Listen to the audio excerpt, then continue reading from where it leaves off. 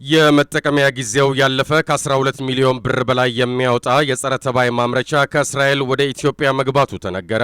ከ12 ሚሊዮን ብር በላይ በሆነ ወጪ የተገዛው የጸረ ተባይ ማምረቻ ጥሬ ዕቃ የመጠቀሚያ ጊዜው ካለፈ ከአንድ ዓመት በኋላ ከእስራኤል ኢትዮጵያ ገብቷል። 96000 ኪሎ ግራም የሚመዝነው ኢንዶሳልፋን የተባለው ኬሚካል 4 የፍተሻ ጣቢያዎችን አልፎ ወደ አገር ውስጥ መግባቱ አነጋጋሪ ሆኗል። የእርሻና ተፈጥሮ ሀብት ሚኒስቴር ደግሞ ምርቱ ወደ አገር ውስጥ የገባው ከእውቅናዬ ውጪ ነው ብሏል። ለተበላሸው ምርት ወደ አገር ውስጥ መግባትም ግዢውን የአዳሚ ቱሉ ጸረ ተባይ ኬሚካል ማዘጋጃ አክሲዮን ማህበርና የፌዴራል ገቢዎችና ጉምሩክ ባለስልጣንን ተጠያቂ አድርጓል። ኢንዶሳልፋን ቴክኒካል በጓሮ አትክልቶችና በጥጥ ተክል ላይ የሚረጭ ጸረ ተባይ ኬሚካል ማምረቻ ግብዓት ነው። የአዳሚ ቱሉ ጸረ ተባይ ኬሚካል ማዘጋጃ አክሲዮን ማህበር ይህንን ጥሬ ዕቃ ለመግዛት ግልጽ ጨረታ አውጥቶ የእስራኤሉ አዳማ ማክቲሺየም ኩባንያ አሸነፈ። 96000 ኪሎ ግራም ኢንዶሳልፋን ቴክኒካል የተባለው ጥሬ ዕቃም በ274 በርሜል ታሽጎ በታህሳስ ወር አጋማሽ ከእስራኤል ተነስቶ አዳሚ ቱሉ ደረሰ።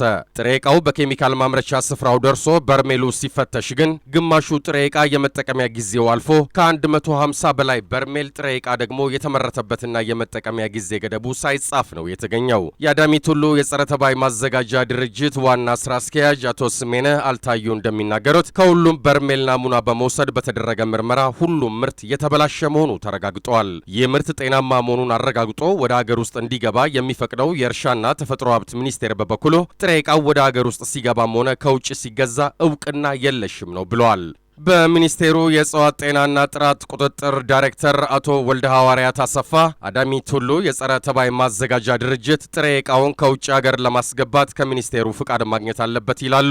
ድርጅቱም ሰኔ 15 ቀን ፍቃዱን አውጥቶ ነበር። ይሄ ፍቃድ የሚያገለግለው ለ90 ቀናት ያህል እስከ ነሐሴ 14 2007 ድረስ ነው። አዳሚ ቱሉ የጸረ ተባይ ማምረቻ ተቋም ምርቱን ወደ አገር ውስጥ ሲያስገባ ግን ጊዜው ታህሳስ 13 ቀን 2008 ዓ.ም ይል ነበር። እናም ድርጅቱ ምርቱን የሸመ በሌለው ፍቃድ ነው። ስለዚህ ፍቃድ ሰጪው አካል ግዢውን አያውቀውም ነው ያሉት ዳይሬክተሩ።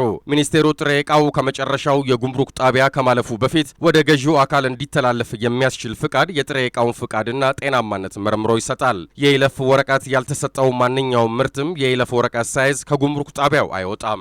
96000 ኪሎ ግራሙ ኢንዶሳልፋን ግን ያለምንም ፍቃድ ከአዳማ ጉምሩክ ጣቢያ አፈትልኮ ወጥቷል። ለዚህም ተጠያቂው የኢትዮጵያ ጉምሩክ ባለስልጣን ነው ባይ ናቸው። በህንድ ከ20 ዓመታት በላይ የዘለቀ ጉዳትን ያደረሰው የመጠቀሚያ ጊዜው ያለፈበት ኢንዶሳልፋን ጥቅም ላይ በኢትዮጵያ ውሎ ጸረ ተባይ ተመርቶበት ቢሆን ኖሮ ትውልድን የተሻገረ ጉዳትን ባደረሰ ነበር። ነገር ግን ጥሬ ዕቃው በአዳሚ ቱሉ የጸረ ተባይ ማዘጋጃ አክሲዮን ማህበር የጥራት ማረጋገጫ ክፍል ብርታት ጥቅም ላይ ሳይውል ወደ መጣበት እንዲመለስ ከሻጩ ኩባንያ ጋር ስምምነት ላይ ተደርሷል። የህንዷ ኬሮላ ግዛት ከዛሬ 20 ዓመት በፊት የመጠቀሚያ ጊዜው ያለፈ 14000 ሊትር ኢንዶሳልፋን በማሳዎቿ ላይ ተረጭቶ ከ4000 በላይ የአካባቢው ነዋሪዎች የተመረዘው ኬሚካል ሰለባ ሆነው ነበር ሲል ዘገባውን ያደረሰን ፋና ብሮድካስቲንግ ኮርፖሬት ነው።